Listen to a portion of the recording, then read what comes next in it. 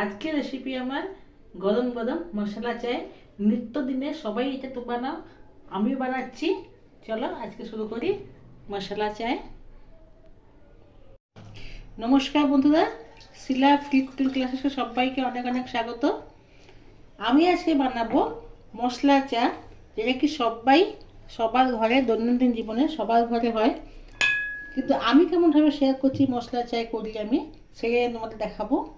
কেউ একবার খায়, কেউ দুবার খায়, কেউ বোধহয় 3-4বার খায়, আবার কেউ একদমই খায় না।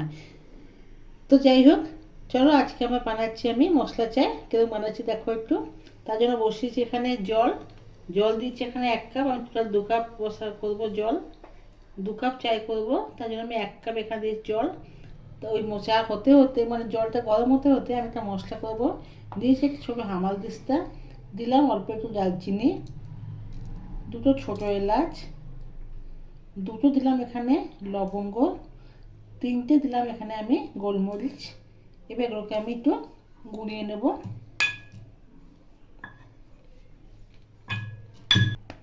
এর মধ্যে একটা বড় এলাচও দিয়ে দেবো। এবারে গুঁড়িয়ে নেব।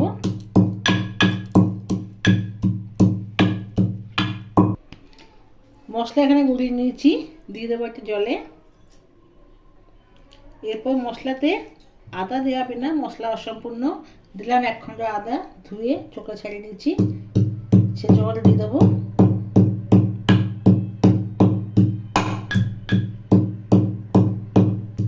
দিয়ে দিলাম এতে জলের মধ্যে আদা।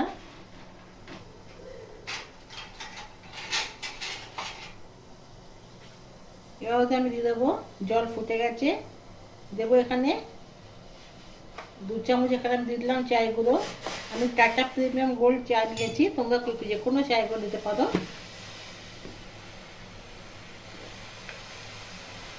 এবার দেবো ওতে 2 চামচ চিনি।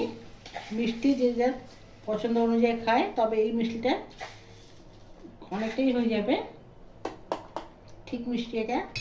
এবার কিছু করে ফুটিয়ে নেবো, যতক্ষণ চায়ের কালারটা এসে যাবে 2 মিনিটের মধ্যে এটা ফুটিয়ে দেবো। চায়ের কালারটা এসে যাওয়ার পরে দুধ দিলে, দুধটা ভালো লাগে চাটা খেতে।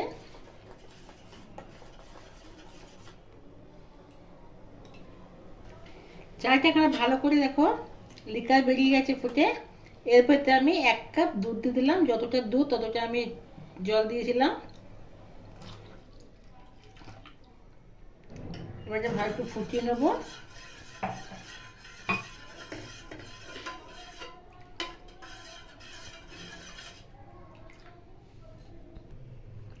চা এখানে ফুটে গেছে। ধাবা স্টাইলে দেখবে শীতকালে এরকম চায় বানিয়ে এরকম এরকম হাতাতে এরকম নাড়ায়, এরকম নাড়িয়ে চায়ে এরকম নাড়ায়। হাতায় নাড়ায় বেশি থাকে তো, তাই হাতায় নাড়ায়। যেহেতু আমার 2 কাপ, আমি চামচে নাড়িয়ে দেখিয়ে দিলাম। এরকম ধাবার মশলার চায় তৈরি হয়ে গেল। এবার আমি গ্যাসটা অফ করে দিলাম, আর এখানে আমি ছেঁকে নিলাম।